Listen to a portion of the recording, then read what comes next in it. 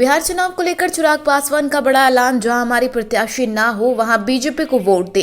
इस बार चुनाव का रंग लग रहा अलग। एक तरफ बीजेपी स्पष्ट कर रही है कि नंबर जो भी हो मुख्यमंत्री चेहरा नीतीश कुमार ही होंगे, तो वहीं केंद्र में एनडीए की सहयोगी लोक जनशक्ति पार्टी के अध्यक्ष चिराग पासवान लगातार नीतीश कुमार पर निशाना साध रही है।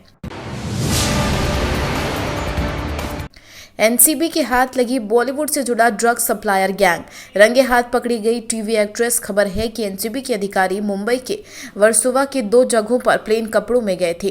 प्लेन कपड़ों में जाने का मकसद ड्रग सप्लायर गैंग को शक न होना और ऑपरेशन को पूरा करना था, जो हुआ भी। एनसीबी की टीम ने 5 लोगों को गिरफ्तार किया है। चीन की हिमाकतों पर बोले मोहन भागवत। इस बार भारत के जवाब से सहम गया। विजयदशमी और स्थापना दिवस के मौके पर राष्ट्रीय स्वयंसेवक संघ ने समस्त देशवासियों को संबोधित करते हुए उन्हें विजयदशमी की शुभकामनाएं दी और चीन को लेकर कई बातें कही। शस्त्र पूजा के बाद राजनाथ सिंह पड़ोसियों को संदेश। देश की एक एक इंच जमीन की रक्षा करेगी सेना। विजयदशमी के मौके पर रक्षा मंत्री राजनाथ सिंह ने पश्चिम बंगाल के दार्जिलिंग के सुकना युद्ध स्मारक में शस्त्र पूजा की। इस मौके पर उन्होंने कहा कि भारत चाहता है चीन और भारत के बीच बॉर्डर पर शांति होनी चाहिए और तनाव खत्म होना चाहिए, लेकिन मैं पूरी तरह से आश्वस्त हूं कि हमारी सेना किसी को भी देश की 1 इंच जमीन पर भी कब्जा नहीं करने देगी। पैसे को लेकर चल रहे विवाद में रिश्ते हुए कलंकित बेटे ने कुल्हाड़ी से काट दी पिता की गर्दन।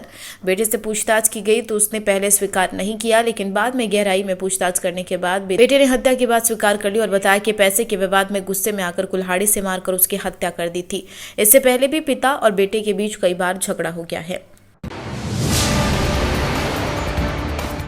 एटीएम लूटने वाले गैंग का पर्दाफाश। फ्लाइट से बांग्लादेश फरार हो जाते थे बदमाश। दिल्ली और गोवा में एटीएम की लूट की वारदात को अंजाम देने वाले कुख्यात रुस्तम गैंग के सरगना समेत 3 बदमाशों को दिल्ली पुलिस स्पेशल सेल ने गिरफ्तार किया। यह बदमाश वारदात के लिए फ्लाइट से जाते थे।